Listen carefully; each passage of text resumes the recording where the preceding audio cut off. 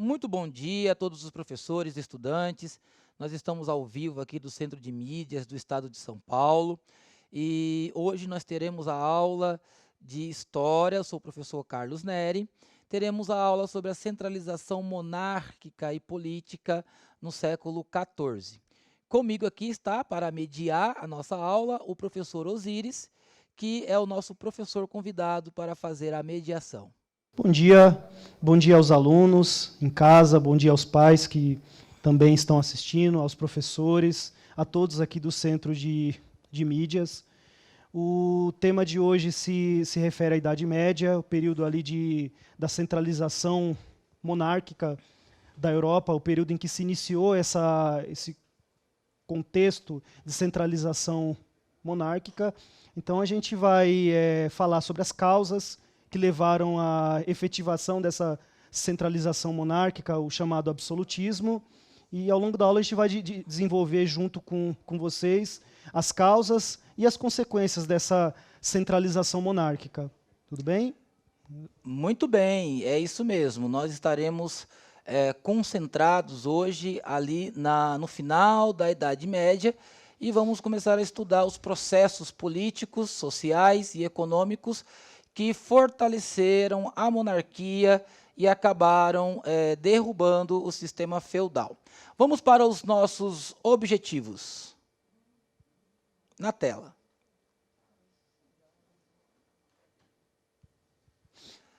O objetivo da nossa aula vai ser trabalhar a formação e a centralização monárquica na Europa medieval a partir do século XIV. Identificar as principais características políticas e econômicas que geraram a concentração de poder da monarquia inglesa, francesa e espanhola. Compreender os desdobramentos da Guerra dos 100 Anos e sua relevância na formação das monarquias francesa e inglesa. Assim como também nós identificaremos o século XV como o século onde se inicia o renascimento cultural e também o classicismo. A habilidade do currículo paulista que estaremos trabalhando é a descrição dos processos de formação e consolidação das monarquias europeias, bem como as principais características dessas monarquias, com vistas à compreensão das razões da centralização política. Então, nós estudaremos nesse momento todo o processo que desenvolveu e fortaleceu as monarquias europeias. Correto? Na tela, nós vamos fazer a leitura dessa imagem, a avaliação dessa imagem que a equipe está colocando aí na tela, e já vamos exercer a nossa atitude historiadora. O que a coroa diz sobre a pessoa que está usando? Qual sistema de governo representa a coroa que está acima da cabeça de Elizabeth II? Vocês têm 2 minutos no chat, compartilhe conosco e dinamize o diálogo aqui comigo, com o professor Osíris e com vocês aí, ok? 2 minutos para analisar a imagem. De volta aqui, e os alunos estão participando bastante aqui no chat, fazendo a leitura da imagem. O Lucas disse rainha, Matheus rainha, Gabriela e Luciana monarquia, Pietro rainha, a Gisele já fez a ligação de que país é essa monarquia, disse Inglaterra, ou seja, a maioria respondeu ou rainha ou monarquia. Muito bem, parabéns a todos vocês, parabéns ao Lucas, ao Matheus, à Gabriela, aos outros estudantes que participaram aqui. Vocês estão corretos, a imagem representa a Rainha Elizabeth II da Inglaterra, que é aí hoje ainda o maior símbolo da monarquia que existe no mundo ocidental. Vamos continuar com as nossas atividades, vamos analisar esse infográfico que está na tela. Esse infográfico ele é uma reta histórica que foi montada para nós compreendermos aí um pouco do processo histórico que nós estamos estudando. E é claro que nós vamos ter que recuar um pouco do século XIV, teremos que voltar aí para o século XII, para o século XIII, para nós compreendermos como que o processo se deu, como que o sistema feudal ele deixou de existir e como a monarquia ela foi centralizando e ganhando espaço na Europa. Mas de que maneira que essa monarquia ela se desenvolveu na Europa? Quando nós assistimos filmes ou vimos imagens do continente europeu, nós sempre vemos os castelos, os príncipes, os reis. Então, como que essa monarquia, como que os reis se tornaram poderosos na Europa? No infográfico nós temos ali que a partir do ano 476, na tela para todos os estudantes observarem, a partir do ano 476, depois de Cristo, nós teremos a queda do Império Romano.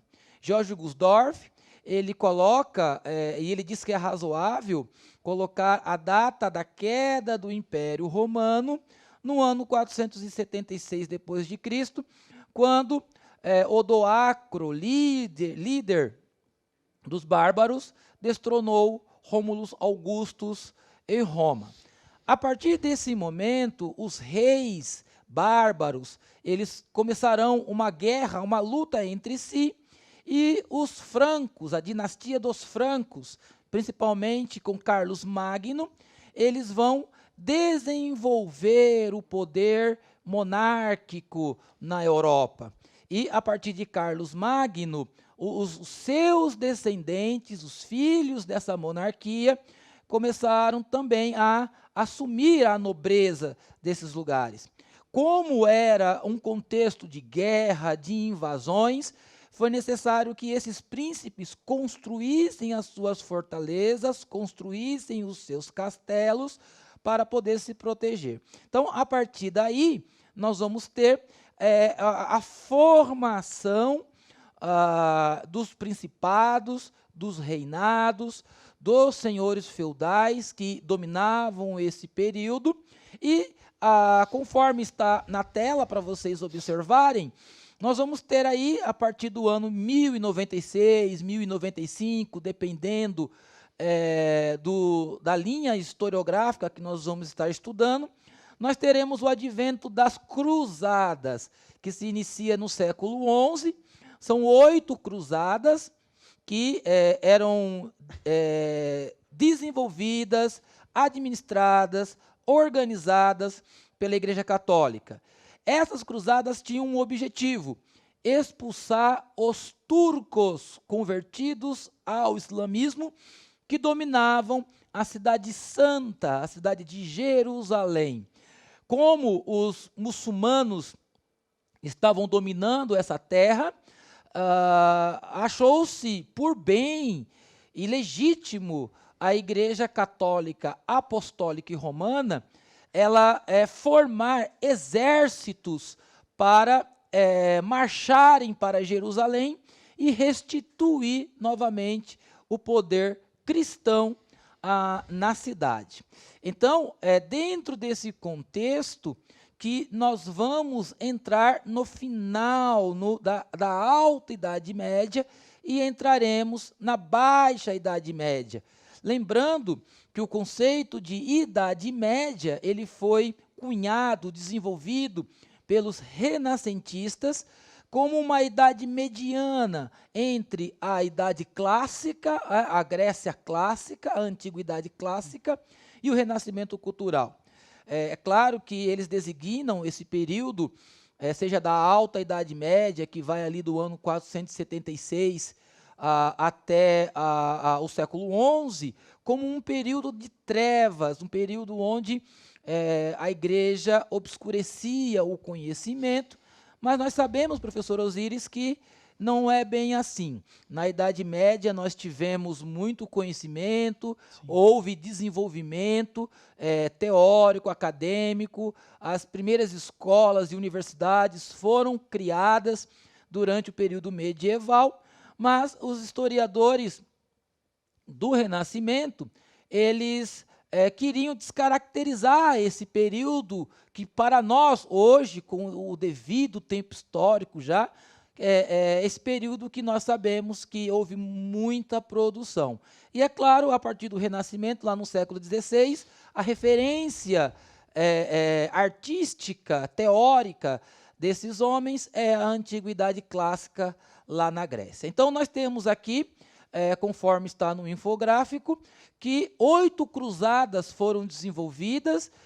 O objetivo era resgatar a Cidade Santa, Jerusalém, para os cristãos, mas esse movimento de cruzadas, que gerou muita morte, gerou também uma desestabilidade social e econômica no período, mas ela proporcionou uma rota para o Oriente.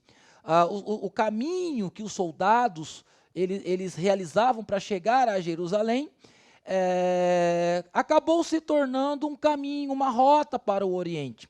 E dentro desse contexto, as feiras vão começar a se desenvolver, os mercadores vão começar a introduzir a moeda como valor de troca de mercadorias, e será criado também as oficinas de ofício. E por quê? Porque com o desenvolvimento das cidades, no século XI, século XII, haverá um êxodo, ou seja, muitas pessoas lá dos feudos, eles deixarão os feudos e vão se direcionar para as cidades. Mas o trabalho da cidade, ele é diferente do trabalho do feudo. No feudo, o trabalho é agrário, é rural. E na cidade, exige-se uma especialidade do trabalho. Então, nós vamos ter o ferreiro, nós vamos ter o sapateiro, nós vamos ter o construtor de espadas, nós vamos ter a indústria têxtil ainda bem rudimentar, com a fabricação de roupas através da lã. Então, muitas pessoas saem dos feudos e vão para as cidades. Mas nas cidades, elas precisam se filiar às corporações de ofício, às associações desses especialistas, para poder exercer o trabalho de artesão ou construtor. Dentro desse período, os jovens também passam a integrar as corporações de ofício, e é nesse período, mais ou menos nesse período, professor Osíris, é que nós vamos ter o chamado jovem aprendiz. O contrato de trabalho, geralmente, era feito com os pais e um artesão, e esse jovem ele iria morar com o artesão, na casa do mestre tecelão, aprendendo ali o ofício de fabricação de roupas. Então, aí, a partir do momento, no século XV, nós vamos ter, conforme a linha histórica está mostrando para vocês aí na tela, nós vamos ter ali, por volta do século XIV, o ano de 1300, nós vamos ter a crise do sistema feudal. E como que essa crise vai ocorrer?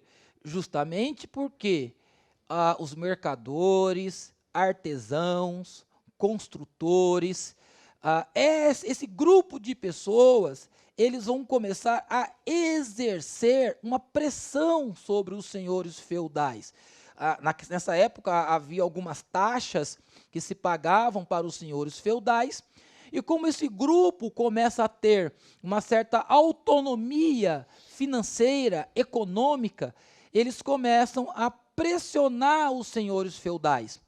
E com isso, eles acabam ganhando a isenção nas taxas que eles precisavam pagar para os senhores feudais e começam a formar os burgos. O que é o burgo?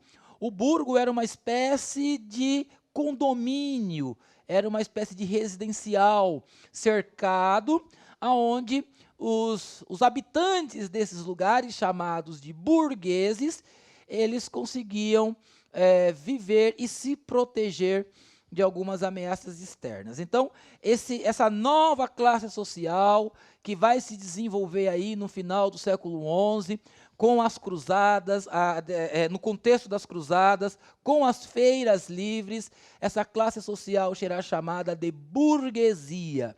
Burguesia porque eles não são habitantes dos feudos e eles já possuem já aí alguns cercados, alguns condomínios que eles vivem e conseguem ali, através dessa proteção, também se proteger.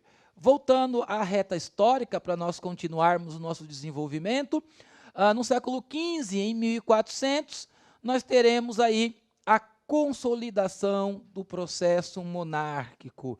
Lembrando que, em 1492, nós teremos a primeira viagem de Cristóvão Colombo e que foi sustentada, ela foi bancada pelos reis espanhóis, Isabela e Fernando de Aragão, ok?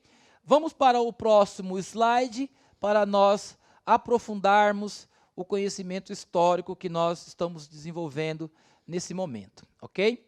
Nós temos as informações que estão na tela, os fatores que favoreceram a concentração do poder monárquico. Quais são esses fatores? Primeiro, nós temos os fatores socioeconômicos, ok? Os fatores políticos e religiosos e os fatores culturais. Teremos, dentro desse processo, a criação de uma burocracia estatal, ok? Porque os reis começam a centralizar o poder e a criar uma burocracia de Estado, um funcionalismo em prol desse reino. Teremos a legitimação do poder absoluto dos reis e a formação dos exércitos nacionais. No período medieval, cada nobre, eles possuíam os seus exércitos, que geralmente eram exércitos que se relacionavam através de um pacto de fidelidade. Então, era muito comum, numa taverna, que era uma espécie de hotel, restaurante da época, as pessoas perguntarem: por quem que você luta? Qual é o rei que você luta? Qual é o nobre que você defende? A partir do momento que começa-se a se formar a centralização política e monárquica, nós começamos a ter exércitos profissionais, exércitos pagos pelo próprio rei, ok? No próximo slide, nós vamos descrever esses fatores, os fatores socioeconômicos. Nós vamos ter a união da burguesia e da monarquia. Por que que esses comerciantes, eles passam a defender a centralização monárquica do rei? Porque eles possuem interesses econômicos. Através do apoio ao rei, eles vão conseguir isenção nos impostos. E eles encontram uma vantagem econômica e o apoio do rei no momento em que eles também apoiam esse rei contra a pressão dos senhores feudais. A unificação do comércio, redução dos impostos, como eu acabei de falar para vocês, e teremos os fatores políticos e religiosos, a interferência do rei na administração da igreja. Ou seja, existem diversos escritores, como Marcílio de Pádua, que escreve em seus livros muitas críticas, muitos autores escrevem críticas a essa relação política da igreja e o poder secular, o poder do rei. Ora, os papas estão interferindo na negociação dos reis, e ora os reis estão interferindo na política da igreja. Por essa razão, esse confronto aí entre os reis e a igreja é um processo que desencadeia também a centralização política.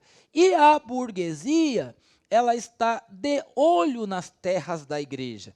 A igreja, ela concentrava muitas terras, muita riqueza, e a burguesia aí, ela vê nessa tensão entre os senhores feudais e o rei, e essa tensão entre a igreja e o rei, eles enxergam uma vantagem para poder se apossar também das terras da igreja, ok? Voltando lá no infográfico, e os aspectos culturais que já começam a se desenvolver nesse período, como o renascimento cultural e urbano, e o desenvolvimento da ciência e a crítica ao teocentrismo.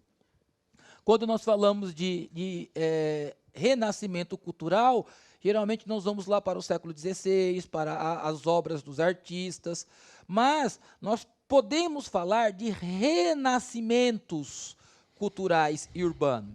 Não somente um renascimento ali, como nós costumamos estudar no século XVI, mas o enfraquecimento dos senhores feudais e o desenvolvimento das cidades com o fortalecimento da burguesia, também é conhecido e é claro que nós podemos chamar também de renascimento urbano, ok? E a crítica ao teocentrismo, que é a concentração na figura da religião. Teocentrismo, theos, do grego Deus, ou seja, Deus acima de todas as coisas. Toda a explicação da realidade humana, ela era fundamentada, pautada na teologia. Portanto, eles não observavam as causas naturais, mas eles encaravam tanto as guerras como as mortes. Nessa época, havia muitas mortes mesmo, as pessoas não chegavam muito aí aos 50, 60 anos, 80 anos, como nós temos hoje, devido às condições, a ausência de uma política sanitária da época, eles viviam muito pouco tempo, ok? Mas nesse período já começa a surgir a crítica a esse modelo teológico de enxergar a sociedade e passa-se aí aos poucos a haver a explicação natural das coisas, da realidade. Próximo slide. Vamos para a nossa atitude historiadora e desenvolver essa atividade. Se liguem aqui nas imagens que eu estou colocando para todos vocês.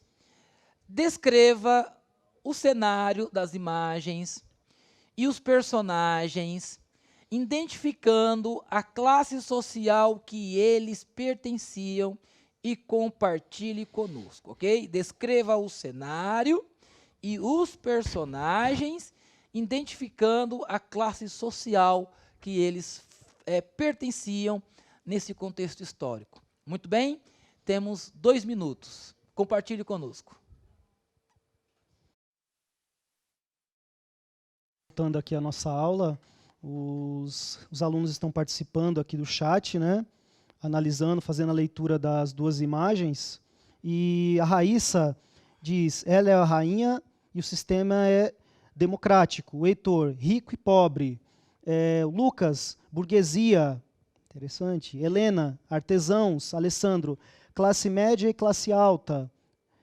Maiana, um pobre. Mateus, plebeu e do outro lado nobre. Então, interessante que os alunos fizeram a leitura, né? Uns associando a burguesia, outros associando a um tipo específico de profissão, o artesanato, outros especificando classe média e classe alta. Então, correto, isso mesmo. Muito bem. Raíssa, você está se referindo à imagem anterior, né? Da Rainha Elizabeth.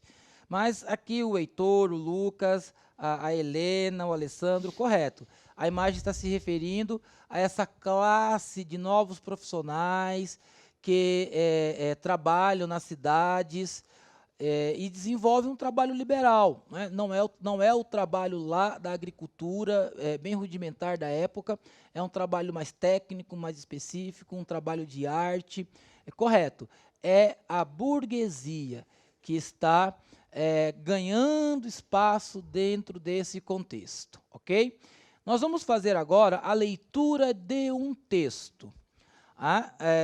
Esse texto é do Nicolau Maquiavel, na tela para vocês.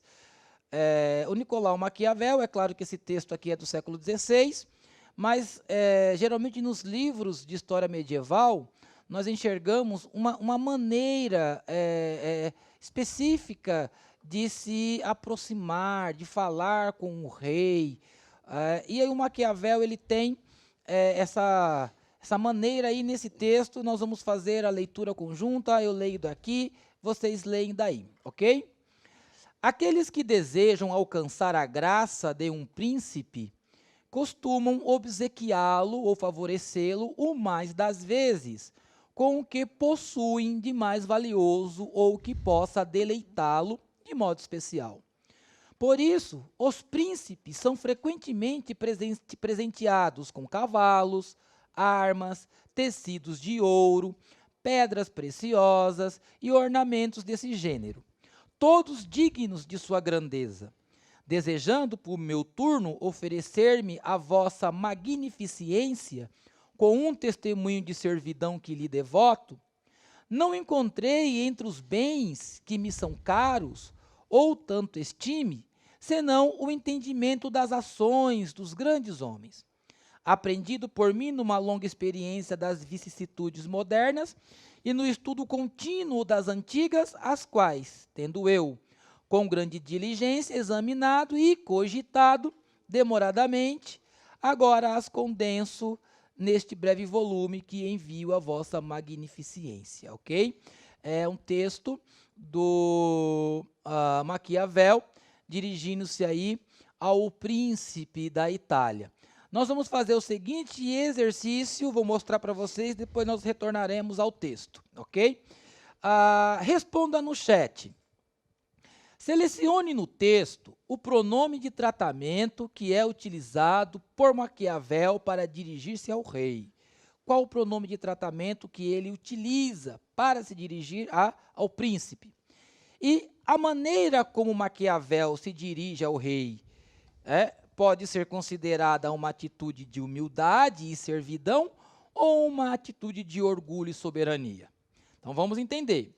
Qual o pronome de tratamento que o Maquiavel usa para falar com um príncipe e, no texto, qual a atitude que ele tem? É uma atitude de humildade e servidão ou é uma atitude de orgulho? Vamos voltar ao texto, você tem 2 minutos para responder conosco.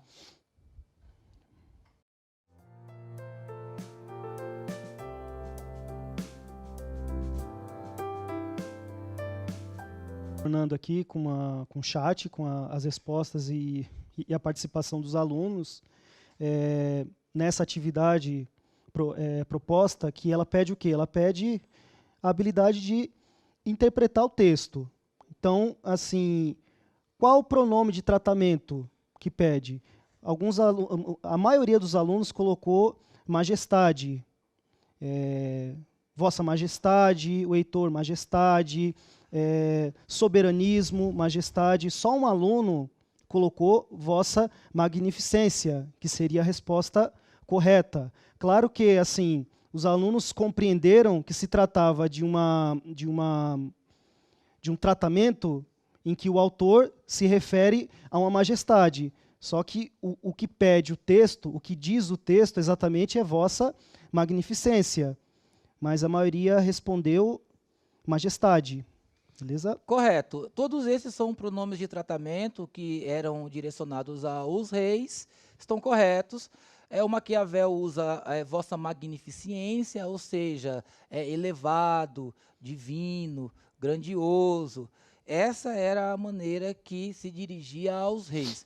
Assim, hoje, como nós usamos, geralmente ali dentro dos quadros políticos, se usa vossa excelência. Lá no período medieval era vossa majestade, vossa magnificência, ok? Nós vamos estar adiantando um pouco aqui a aula, porque o nosso tempo já está esgotando, e vamos fazer a leitura dessa imagem aqui que está na tela. Nós temos 2 reis aqui, o rei Eduardo da Inglaterra e o rei Felipe da França. Esses reis, eles se envolveram numa batalha que durou 116 anos pelo trono da França, chamada de Guerra dos 100 Anos. Os dois se envolveram numa batalha, e é claro que existem muitos filmes muitos livros sobre a Guerra dos 100 Anos, e essa guerra ela foi fundamental para o fortalecimento da monarquia, seja na Inglaterra, seja na França.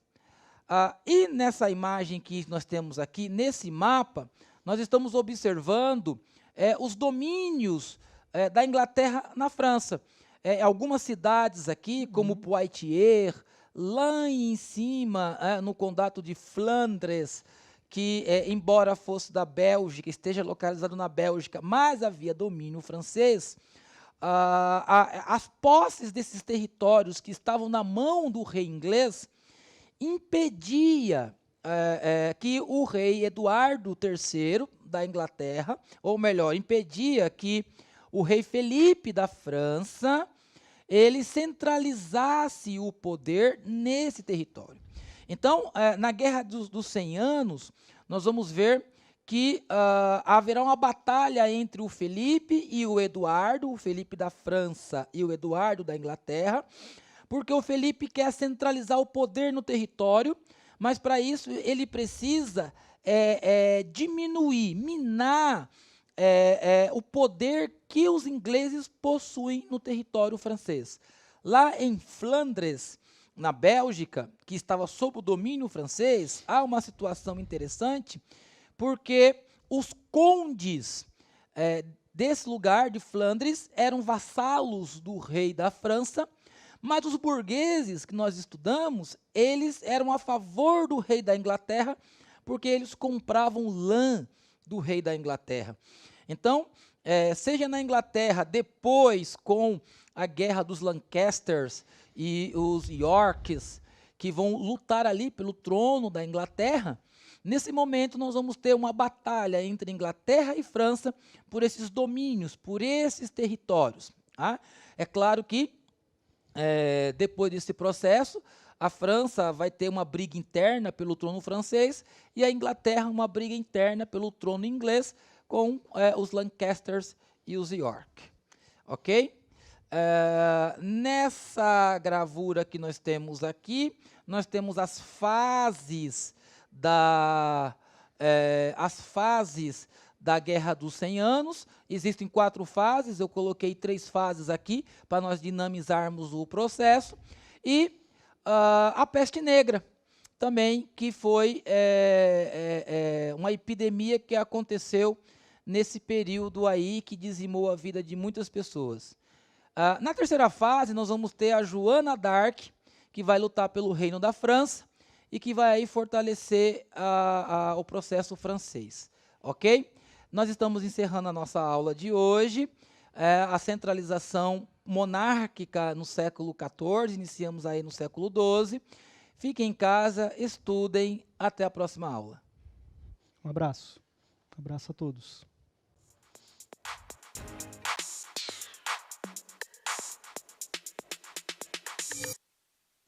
Olá, sejam todos bem-vindos a mais uma aula de matemática. Meu nome é Jonas, eu vou ser o professor de vocês hoje para essa aula do 6º ano, né? Nós vamos continuar o que a gente estava trabalhando na semana relacionado aos números. Hoje nós vamos ver alguns padrões, né? Algumas coisas muito importantes que vocês vão usar ao longo dessa série para vocês.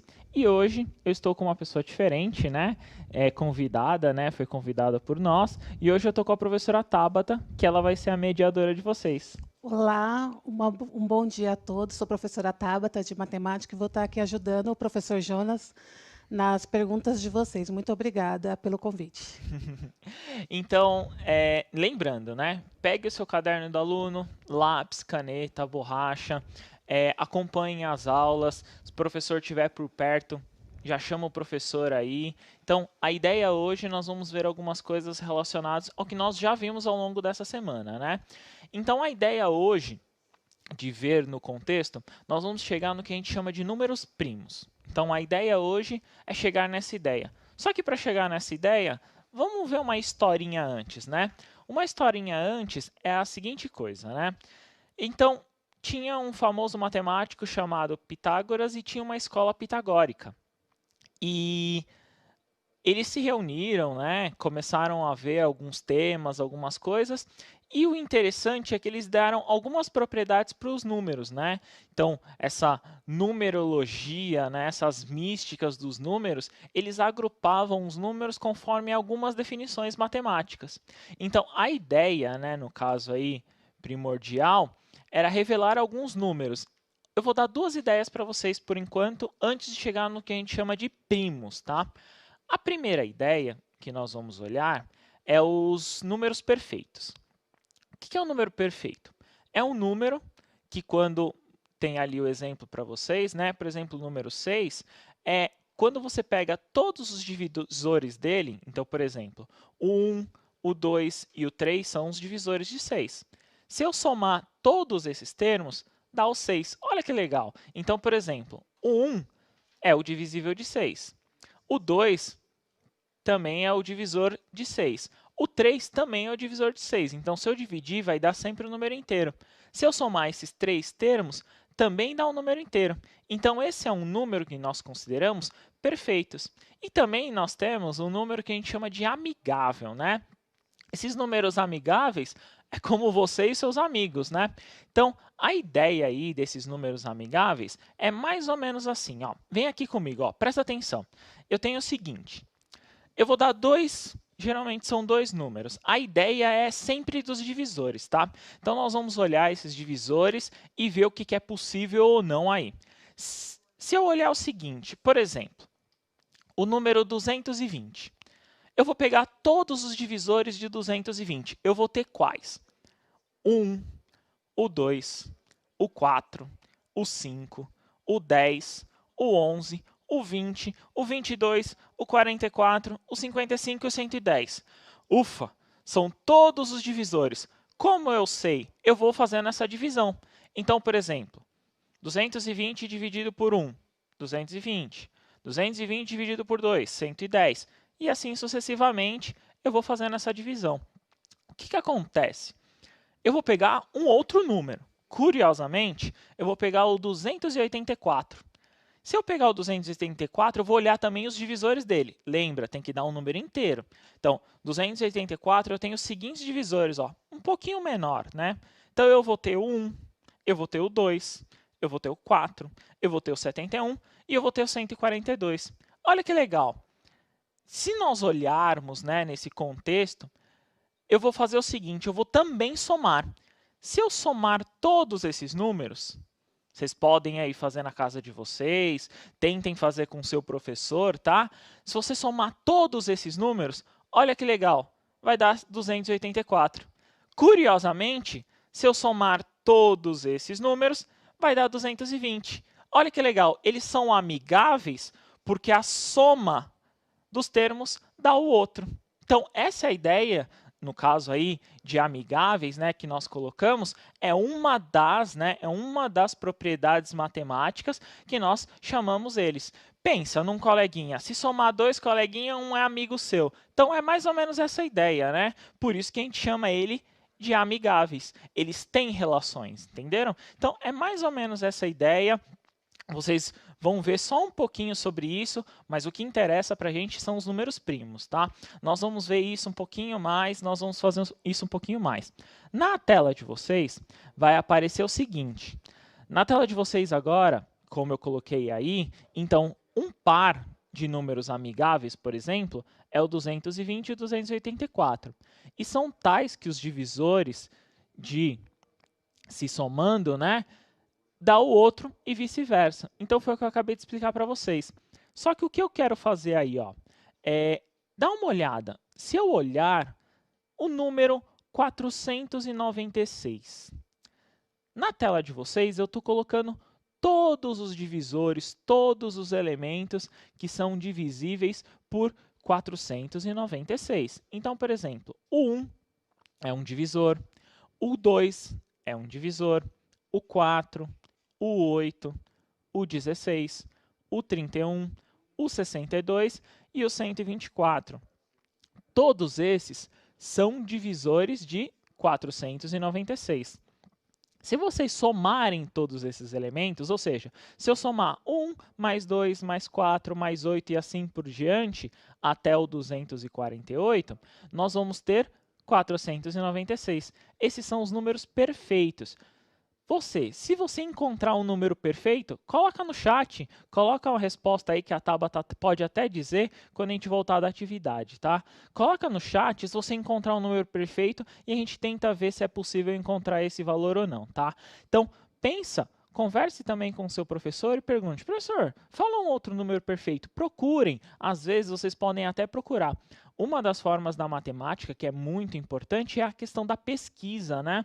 Vocês podem fazer essa pesquisa e vocês mesmos encontrarem esses valores.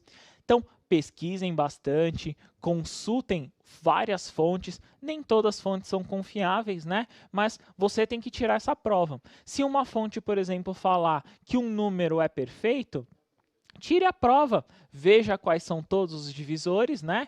E desses divisores você resolve, né? Então, qual é ou qual não é, beleza? Mas a aula de hoje, a ideia é chegar nos números primos, né? Então, qual que é a ideia de números primos?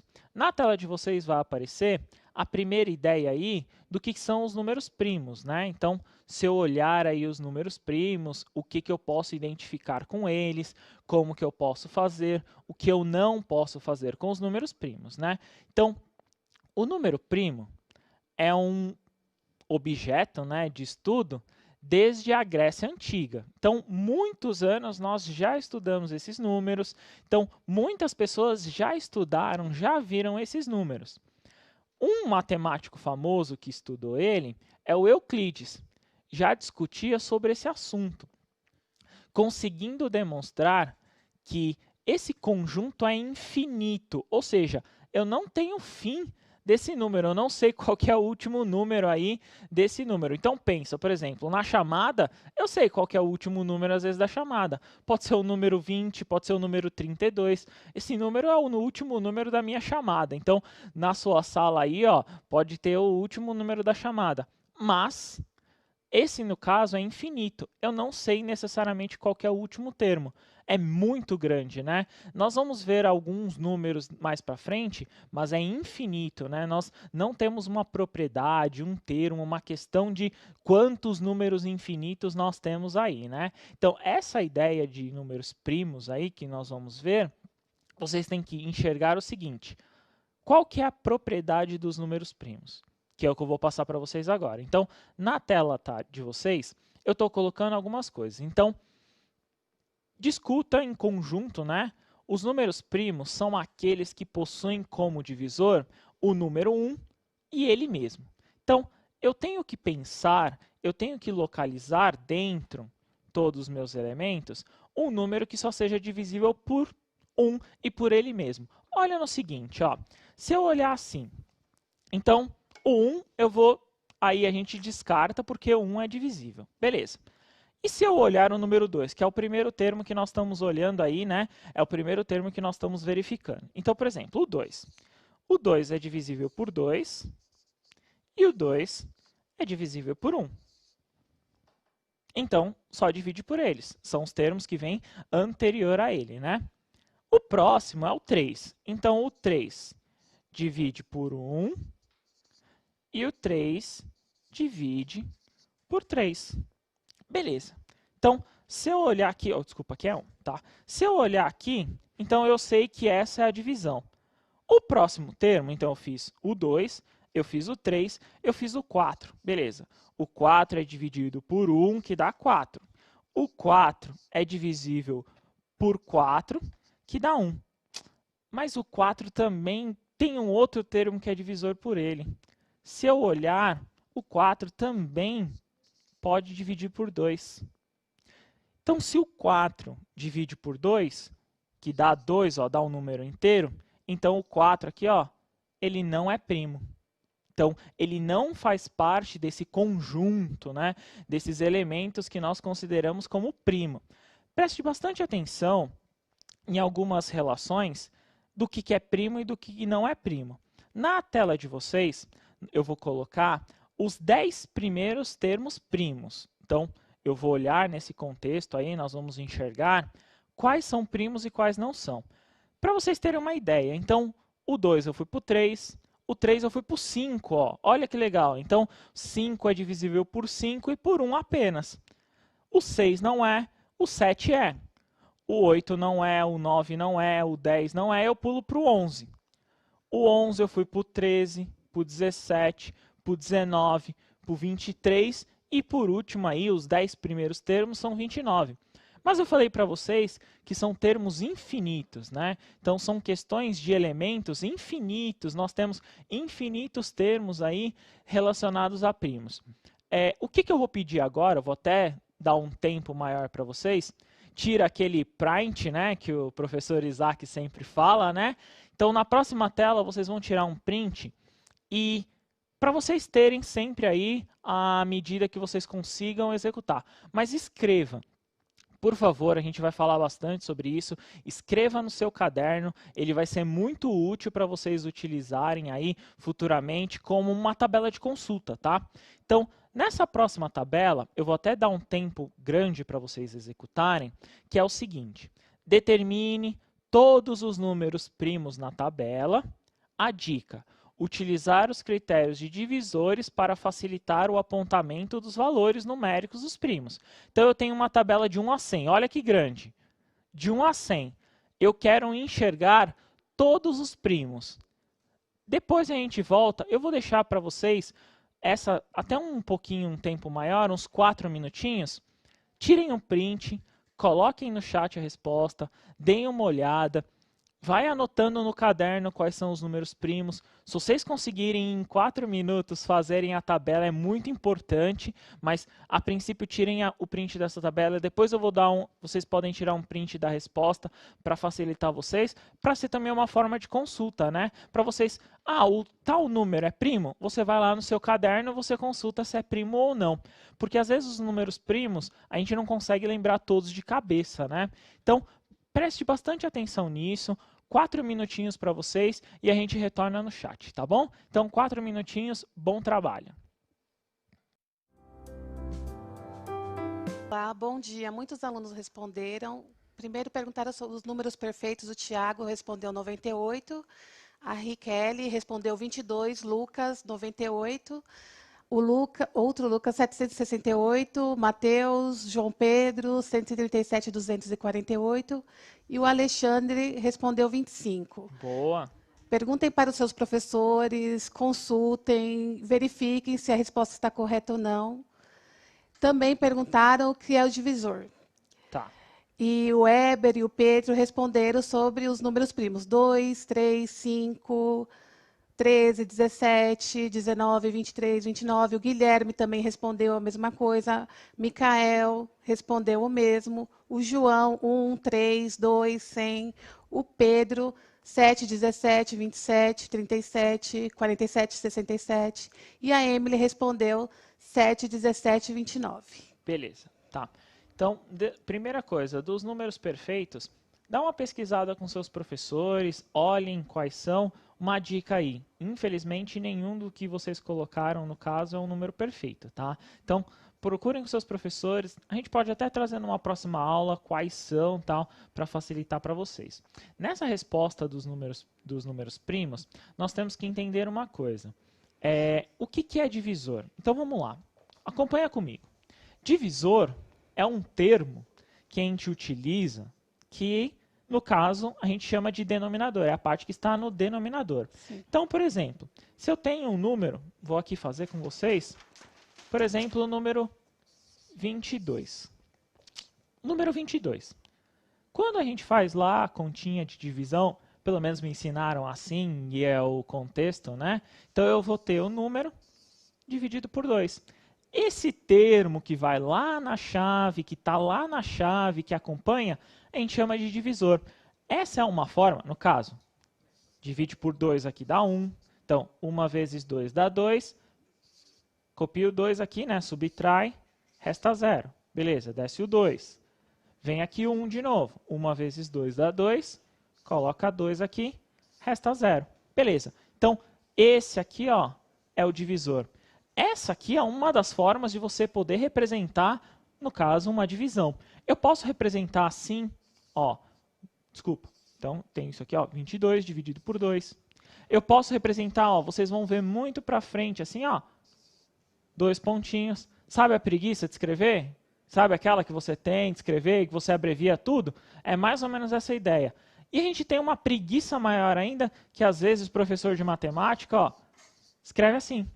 Tá? Então, essa é uma das formas, por isso que o termo aqui embaixo, a gente chama de divisor. É um dos elementos, é uma das maneiras que nós podemos escrever. Tome muito cuidado, que às vezes uma forma com que você escreve, nós vamos ver isso mais para frente, mas, por exemplo, ó, tá vendo que eu coloquei 2 pontinhos? Ele representa uma divisão. Alguns elementos, vocês vão ver mais para frente, nós vamos ter que tomar cuidado, que se eu colocasse apenas um pontinho, ó, seria uma multiplicação. Mais para frente vocês vão ver isso, né? Até alguns alunos tenho certeza que já viram isso, né? Tomar cuidado porque isso é uma multiplicação, isso aqui, ó, é uma divisão com esses 2 pontinhos, né? Então, esse termo aqui, ó, como perguntaram aí, esse termo é o divisor. Também a gente chama de denominador, é o termo que vem aqui na chave, né? Então, nós temos que olhar nesse formato. Então, vamos para a resposta? Na tela de vocês aí, vai aparecer a resposta. Então, tira aquele print básico, né? A gente vai deixar até um tempinho maior aí para vocês fazerem, porque eu vou explicar essa tabela. Nessa tabela, nós temos que identificar algumas coisas. Beleza. Se eu olhar, eu tenho que ver todos os números divisíveis por 1 e por ele mesmo. Então, apenas 2 termos podem dividir para a gente fechar essa tabela. Então, o 1 a gente descarta, né? Então, ele não entra na conta, mas a gente começa pelo 2, como nós já vimos, né? Então, o 2 é divisível por 2 e por 1. O 3 é por 3 e por 1. Repara no seguinte, todos os outros termos pares, todos os outros, 4, 6, 8, 10, 12, 14, 16, 18 e assim por diante, todos os outros termos pares são divisíveis por 2. Olha que legal. Daí eu já excluo uma infinidade de termos, né? Se você olhar, eu vou excluir uma quantidade muito grande de termos. Então eu vou excluir todos os termos pares. Então, olhem as colunas. Então, se eu olhar a coluna do 2, 12, 22, 32, 42, 52, 62, 72, 82, 92. Toda a coluna do 2 eu excluo. Toda a coluna do 4 eu vou excluir. Toda a coluna do 6, mesma coisa. Do 8 e do 10. Olha que legal. Todos os termos pares depois do 2 não são primos.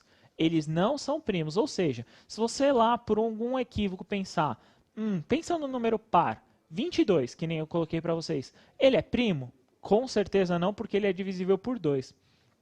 Os outros termos, aí sim você tem que ver se existe uma divisão ou não. O próximo termo depois do 2 é o 3. Então, se vocês olharem na tabela, nós vamos ter 2, 3, o próximo termo é o 5, o próximo termo é o 7. Do 3, reparem no seguinte, todos os múltiplos de 3 também, nós vamos excluir. Então, por exemplo, na coluna do 6, são os pares. Na coluna do 9, nem todos são múltiplos de 3. Nós temos que olhar os múltiplos de 3 e também excluir. Então, por exemplo, o número 12 é múltiplo de 3, o número 15 é múltiplo de 3 e assim por diante, né? O 21, lá, ó, tá vendo? O 21 não está sinalizado, também ele é excluído. Então, os múltiplos de 3 são excluídos. Ou seja, eu estou excluindo os múltiplos conforme eu estou encontrando os termos. O próximo termo é o 5. Nossa, a tabuada do 5 a gente sabe até de cor, né? Então, nessa coluna do 5, todos os termos que terminam em 0 e 5, nós vamos excluir. Então, tirando o 5, que é o primo que nós temos, o 15, o 25, o 35, 45 e assim por diante, os termos divisores por 5, todos esses termos nós vamos excluir. Então, eles são, no caso, eles não são primos, né? E aí eu venho para o 7. 7 é um número primo. Beleza. O próximo primo é o 11. O 11 apenas divide por ele e por 1. O próximo é o 13. O próximo é o 17. O próximo é o 19. O próximo é o 23. Reparem no seguinte, ó, eu estou pulando algumas casas, se vocês olharem, né, algumas colunas, e porque eles são divisores. Então, o 21, o 22, o 24, o 25, eles são divisores, né? Tem divisores anteriores a eles. O 29 não é. O 31, no caso aí, ó, o 29 é primo, o 31 é primo. Aí eu vou para o 37. Olha que legal, alguns saltos aí, não tem no caso um padrão para vocês calcularem, né? Mas o 37 eu vou para o 41, eu vou para o 43, 47, 53, 59, 61, 67. Então, até aí eu olhei os primos. Aí eu venho 71, 73, 79, 83, 89 e lá o último termo, que é primo, é o 97. Eu vi alguns alunos aqui colocaram 100. O 100, infelizmente, não é primo, né? O 100 é divisível por 2, por exemplo, né? O 100 é divisível por 5. Então, o 100 não é primo. Nessa casa de primos que nós olhamos, deixa sempre essa tabela com vocês. Olhem sempre essa tabela, porque ela é muito importante para vocês, lá na frente, algum professor perguntar: ah, o tal termo é primo? Olha lá na sua tabela, no seu caderno, nas suas anotações. É muito importante vocês terem isso. E tá lembrando, bom? Jonas, que o números primos só tem apenas 2 divisores. Isso mesmo. Apenas 2 divisores. Ele e um, né? Sim. Beleza? Então, vamos para uma próxima atividade. Nessa próxima atividade, nós vamos colocar a ideia que nós estávamos trabalhando a semana inteira, que é a ideia lá do fluxograma, né? Nessa ideia tá assim, ó. Construa um fluxograma, tem uma sugestão aí do lado, né? Construa um fluxograma para determinar se um valor numérico com 2 algarismos é primo ou não. Caso prefira, utilize o modelo abaixo para a construção do fluxograma. O que eu quero que vocês construam? O que eu vou pedir aí para vocês? Tá vendo aquele quadradinho, aquele losango onde está sim e não? O que eu posso colocar naquele losango? Coloque no chat, responda no chat o que é possível e, claro, construa esse fluxograma no seu caderno, né? Coloque o que é importante ou não. Então, nos 2 losangos, onde está sim ou não, nas setinhas, coloca o que é possível colocar ali. Respondam no chat, uns 4 minutinhos a gente retorna, tá bom? Então, 4 minutinhos a gente retorna com a resposta, tá bom? Bom trabalho. Olá, bom dia. O Lucas está perguntando o que é um fluxograma Tá. e muitos não entenderam a proposta de como preencher os balõezinhos. Tá bom, beleza. Então, nessa daí, no que nós estávamos vendo, o fluxograma é aquele organizador de ideias, né? É aquele que nós vamos tomar a decisão, olhar e ver o que é possível ser feito ou não, tá?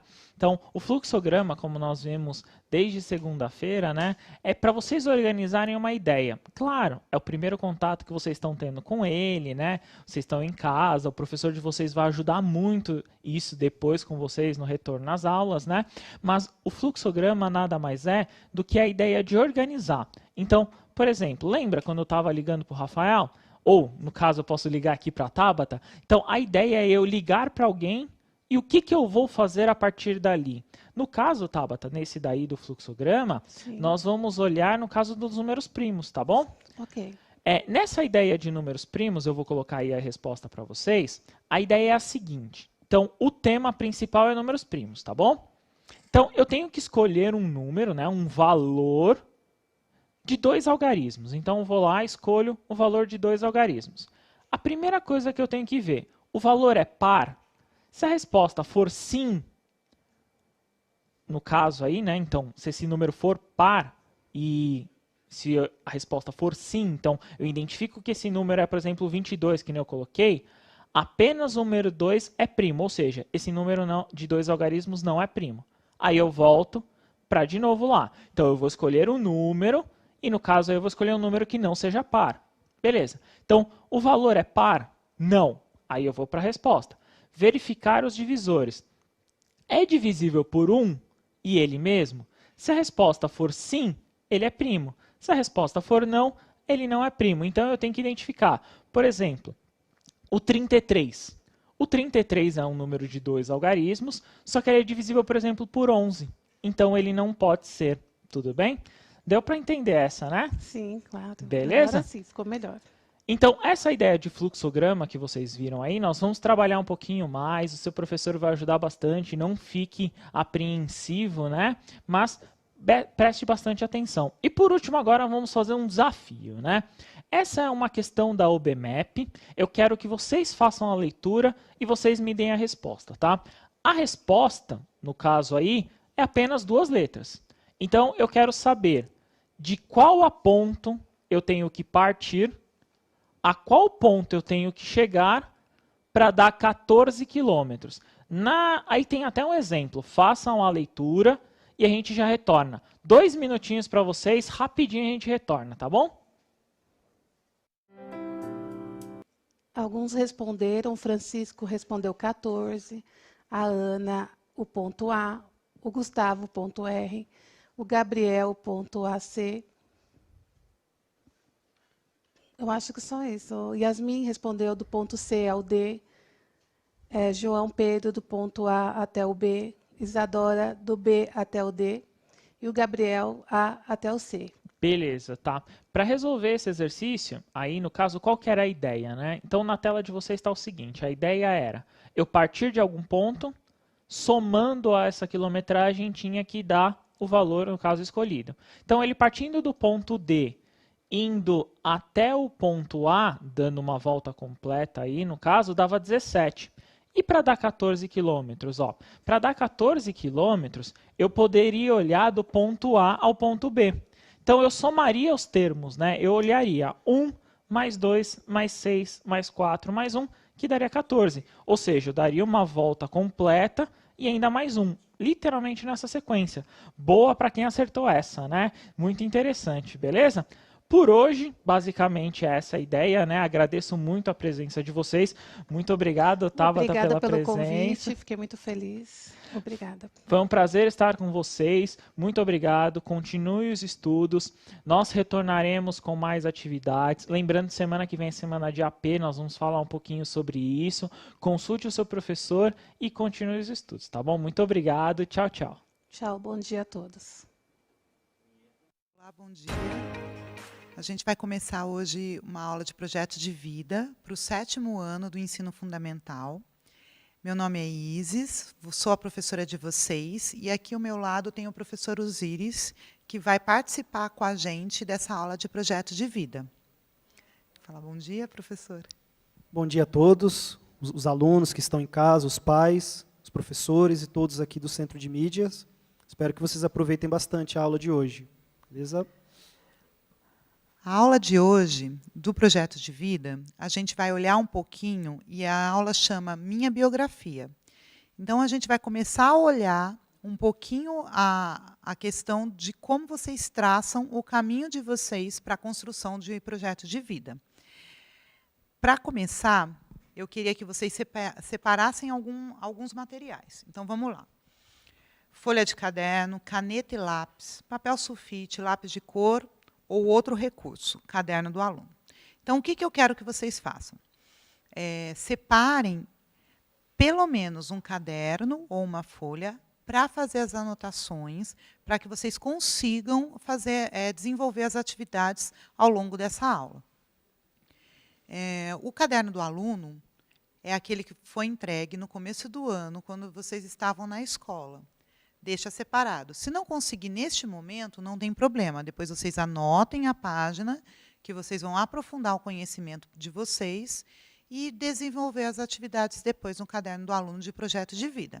Mas, nesse momento, é primordial que vocês tenham uma folha para fazer as anotações, ou peguem o caderno de vocês, abram na parte de projeto de vida e façam essas anotações. A gente vai começar retomando a aula anterior. O que acontece? Primeiro, a gente olhou a questão das competências socioemocionais. Então, a gente viu um pouquinho de determinação, organização, foco, persistência, responsabilidade, iniciativa social, curiosidade para aprender e imaginação criativa. Por que a gente fez isso?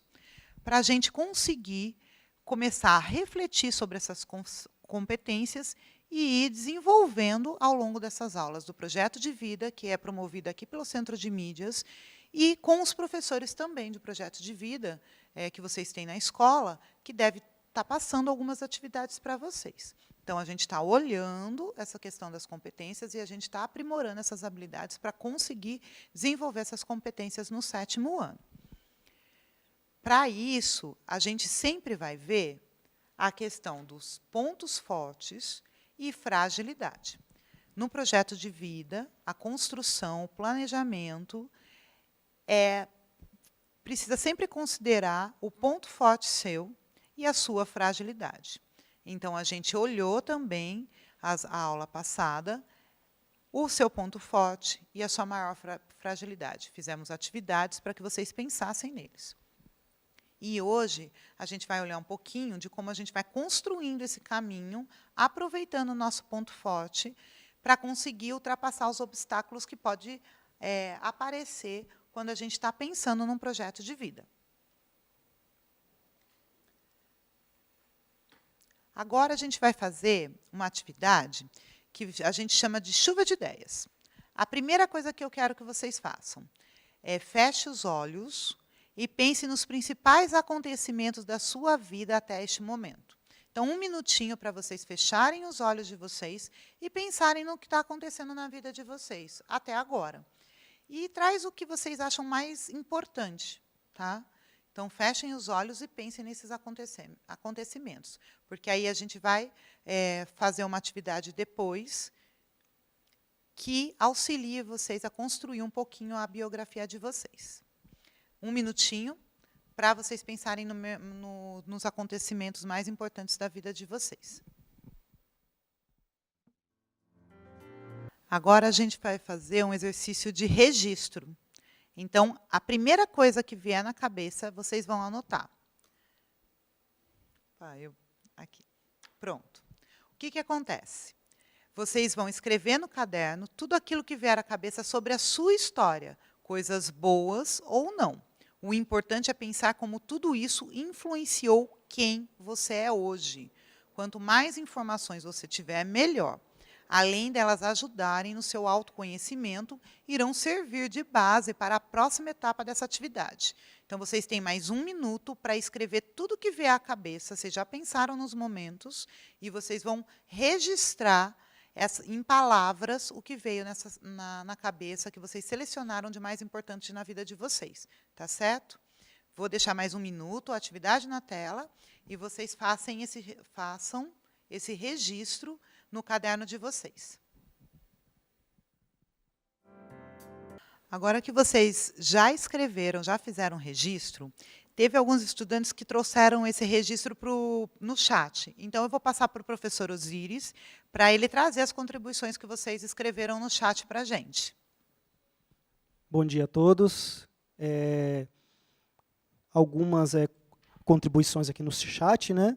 A Solange disse assim: só penso em vírus e quarentena, que é o contexto que a gente está vivendo, né?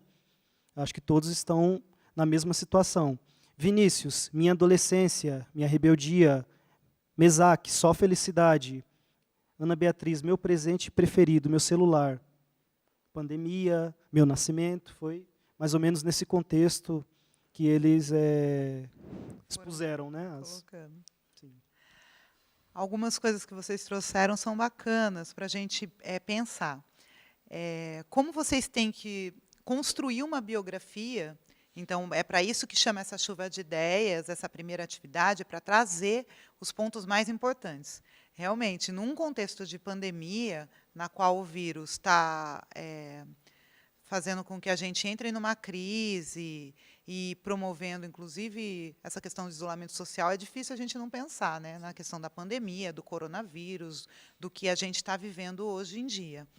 Mas a gente precisa olhar um pouquinho, já que a gente está em casa, está conseguindo desenvolver os nossos estudos, a gente precisa olhar um pouquinho para conseguir colocar isso no papel, fazer uma atividade bacana de reflexão e autoconhecimento.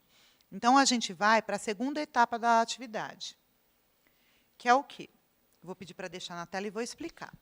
Escolha 2 fatos de sua história que sejam importantes para a realização dos seus sonhos. Agora, a gente vai fazer uma relação. A gente vai pensaram na história de vocês, nos fatos importantes da vida de vocês. Agora, vocês vão escolher 2 e vão fazer uma relação com o sonho que vocês têm. Tá certo? Por quê? Muito das escolhas e dos nossos sonhos é de acordo com a vida que a gente tem.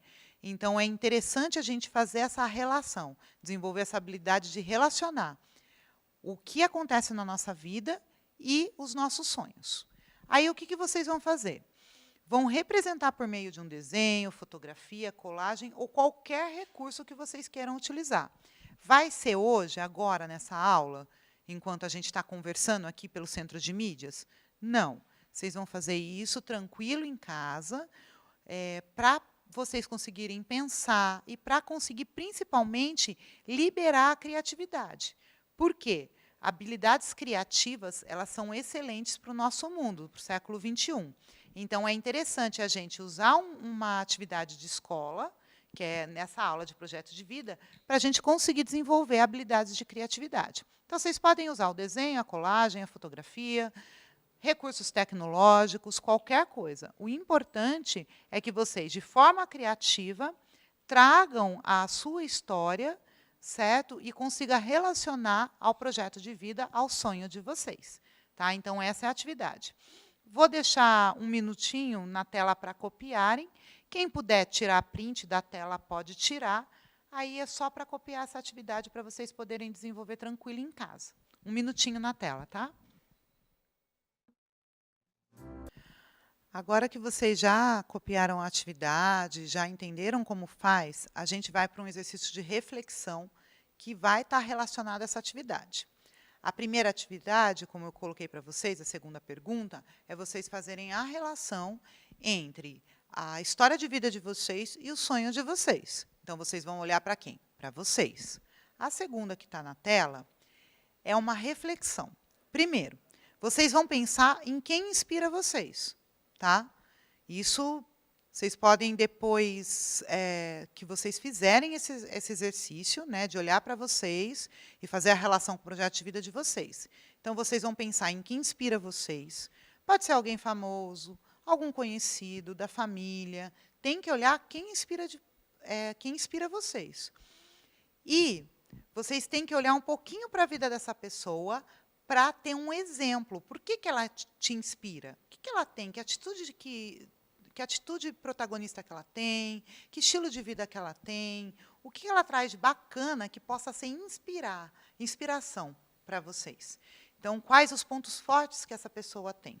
Se vocês quiserem, anotem agora no caderno as pessoas que vêm à cabeça de vocês. Podem, inclusive, compartilhar aqui no chat. Então, o nome dessas pessoas, o que ela significa com vocês, só para vocês não esquecerem. Então, na primeira proposta, na primeira parte da atividade, vocês vão olhar para vocês. Vão ver a biografia de vocês, ou seja, a vida de vocês, e ver como ela está relacionada ao projeto de vida de vocês, ao sonho de vocês. Agora, a proposta é que vocês, primeiro, pensem em quem inspira, numa pessoa que inspira de vocês, e depois a gente faz o exercício de construir essa biografia. Como que vai ser esse exercício?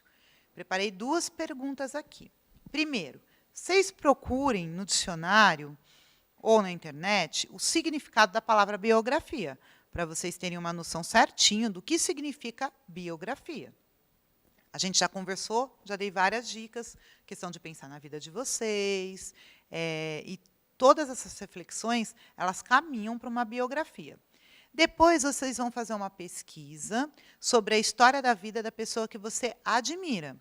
Se for uma pessoa perto, por exemplo, sua mãe, você conversa, faz uma entrevista com ela. É uma dica. Tá? Se for alguém famoso ou alguém do meio público, usem a internet para fazer essa pesquisa.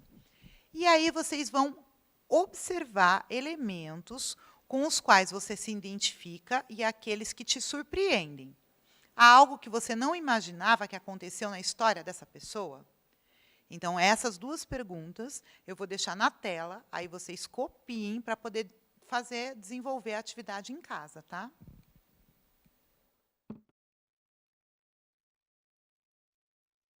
A gente volta e vamos conversar um pouquinho.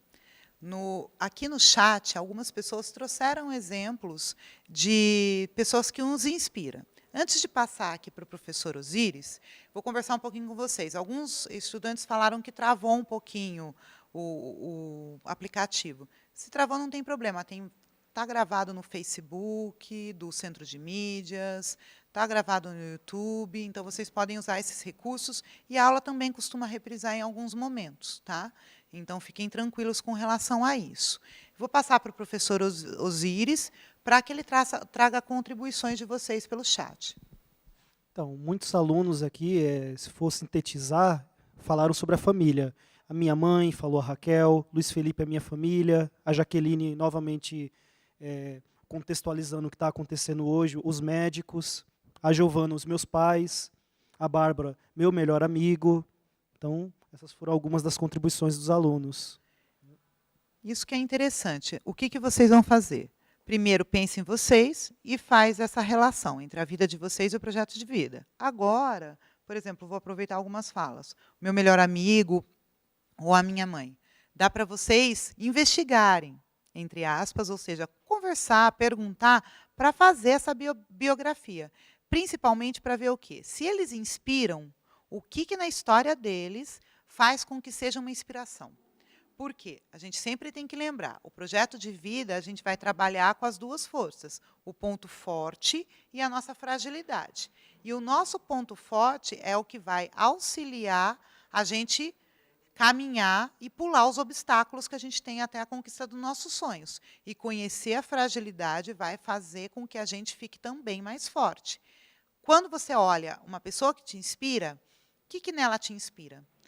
O que na história dela te inspira? O que você pode aprender com a história dela? Isso que é interessante numa biografia, o que pode servir de aprendizado também. Tá? O que vai acontecer?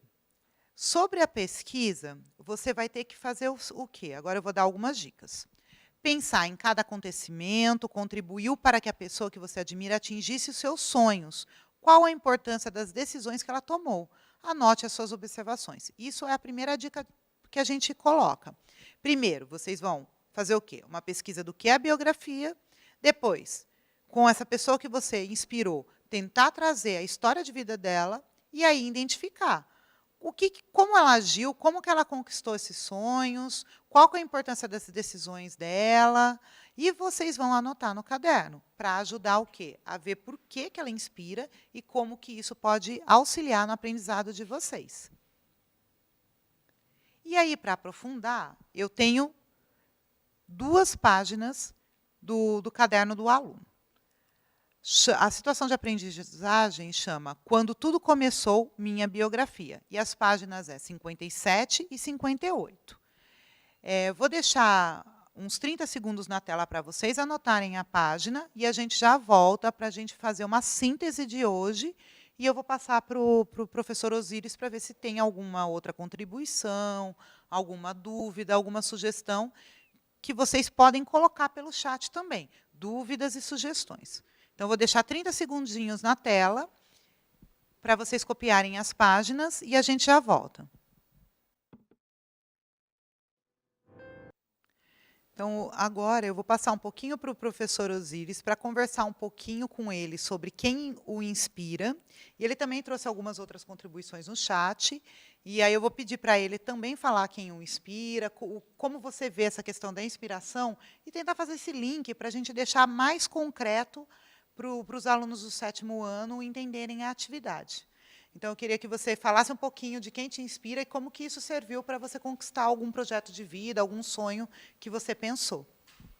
Então, uma pessoa que me inspira muito, eu sou professor de História, mas gosto muito também de Filosofia. E uma pessoa que muito me inspira é o chamado pai da filosofia, que é Sócrates, pelo pensamento dele. Se a gente puder sintetizar o pensamento dele, o que é que ele diz? Ele diz que antes de você conhecer o mundo, antes de você buscar os seus objetivos, uma primeira coisa você tem que fazer. você tem que se conhecer. Você tem que fazer uma autoanálise, você tem que... Tem até uma frase que ele pegou ali no oráculo de Delfos, no templo, dizendo assim, conhece-te a ti mesmo e você vai conhecer o Deus e o universo, os deuses e o universo. Ou seja, então eu acho muito interessante isso, você se autoanalisar, você se conhecer, você se descobrir mesmo, né? Porque muitas vezes nós nos surpreendemos com nós mesmos, quando a gente passa a olhar para a gente, para dentro da gente. Então, assim, é uma pessoa que me inspira pelo pensamento dele, pela filosofia que ele trouxe. E como que ele conseguiu te ajudar na construção de um sonho? Já que ele te inspira, a questão de você olhar para dentro de você, como que ele faz, como que você faz essa relação desse tipo de inspiração para você conseguir um sonho? Então, primeiro pelo básico mesmo, que é assim, incentivando, através do seu estudo, da sua pesquisa, incentivando com que eu me conheça, que eu conheça os meus limites, que eu conheça os meus defeitos, que eu conheça até as qualidades que eu tenho também, que todos nós temos. Então, assim, eu acho que o básico é isso. Para você conquistar o mundo, você tem que primeiro se conquistar. Então, eu acho esse raciocínio fantástico. Por isso que eu tenho ele como uma inspiração, né? O que os estudantes trouxeram de contribuição? Tem mais algumas coisas? Tem sim. Tem os alunos se referindo novamente à questão da inspiração deles. O Vinícius falou a minha avó, Legal. a Luísa, a minha tia, a Marcela falou do youtuber Felipe Neto, a Laura falou da Beyoncé, Legal. o João Henrique falou do jogador Daniel Alves, a Sofia Melanie Martinez e a Gabriele, Simone e Simária. Tem mais alguns aqui, achei interessante o último aqui, o João Paulo, que é diferente, a gente não espera, né? Os paleontólogos, ele falou o João Paulo. Assim. Interessante. O que vai acontecer? Então, a gente vai fazer um resumo da aula de hoje, e aí eu vou abrir para o contexto final. Vamos lá. A gente tem que sempre pensar o que é um projeto de vida. A aula do projeto de vida, ela vai desenvolver competências para que vocês consigam o quê? Conseguir planejar e desenvolver algumas coisas. Eu vou colocar para a primeira tela, que é exatamente de competências, e a gente vai trazer um pouquinho para a questão dos estudos. Então, a primeira tela ela fala das competências socioemocionais para o 7º ano. O que a gente precisa pensar? Que, como vocês estão estudando, vocês precisam desenvolver algumas competências. Uma delas, principalmente, é a questão da organização, do foco e da responsabilidade. Então, o que vai acontecer? Para vocês fazerem algumas atividades da sala de aula, das atividades que os professores passam, a gente precisa desenvolver algumas competências. Para isso, o que a gente fez? A gente pensou nos pontos fortes e na sua maior fragilidade. Lembram dessa aula? Então, qual que é o seu ponto forte? Qual que é a sua fragilidade? A gente pensou e trouxe um pouco esse debate, trouxe essa conversa, para a gente conseguir começar a identificar isso. Muitas de vocês falaram que um dos pontos fracos era a questão do foco, até como que você desenvolve foco, estando dentro de casa, fazendo as atividades dentro de casa, usando recursos promovidos pela internet ou pela TV. Então, trouxeram isso como fragilidade. Bom, depois disso, a gente pediu para quê? Para que vocês hoje pensassem na vida de vocês. Por quê? É importante, quando a gente olha os pontos fortes das fragilidades, a gente pensar um pouquinho na vida da gente. Então, vocês começaram a fazer o quê? Trilhar isso. E aí a gente vai lembrar da primeira atividade, que é o quê? Lembram das chuvas de ideias que vocês colocaram? Que a gente pediu para que vocês colocassem quanto mais informação, melhor, certo? Para vocês olharem um pouquinho para a história de vocês. Então, essa é a primeira atividade. Depois, a gente fez o quê? Pediu para que vocês fizessem, ao longo da semana, representar essas atividades.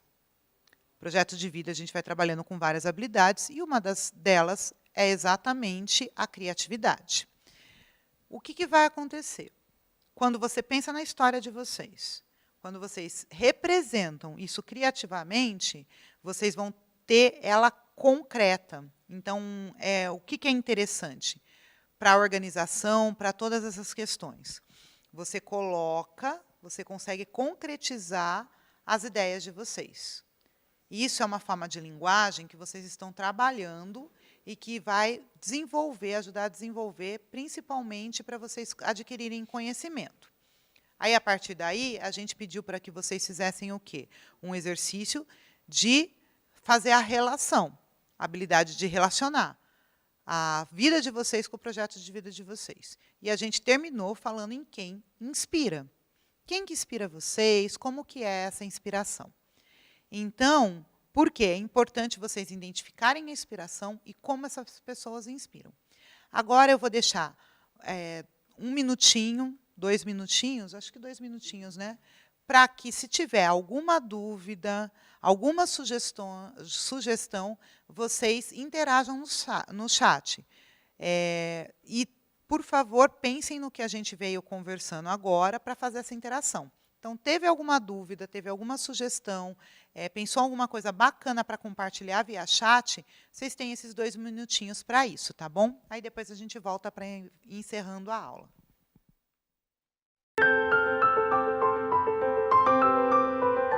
Eu vou passar para o professor Osíris, para ele apresentar sugestões e alguma coisa que vocês queriam falar e colocaram para a gente no chat. Aí depois a gente vai se despedindo e vai encerrando essa aula, tá? Então, os alunos contribuíram aqui, fizeram alguns comentários. A Laura falou, gostei da aula. O Gustavo, a aula foi muito boa. O Gabriel, eu gosto de usar desenhos. E a Laura fez um elogio à professora. Obrigada, professora, pela sua dedicação. Então, essas foram algumas das contribuições dos alunos, né?